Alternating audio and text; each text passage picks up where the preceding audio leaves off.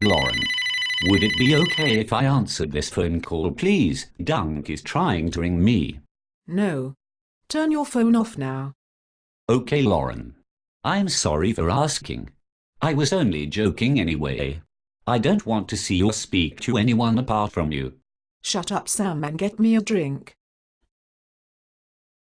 Yes, of course. What do you want to drink?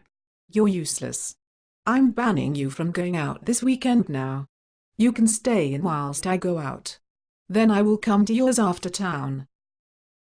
Yes, okay, that's fine. Whatever you want. By the way, I can smell weed. Have you been smoking weed? No, I promise I have never smoked weed.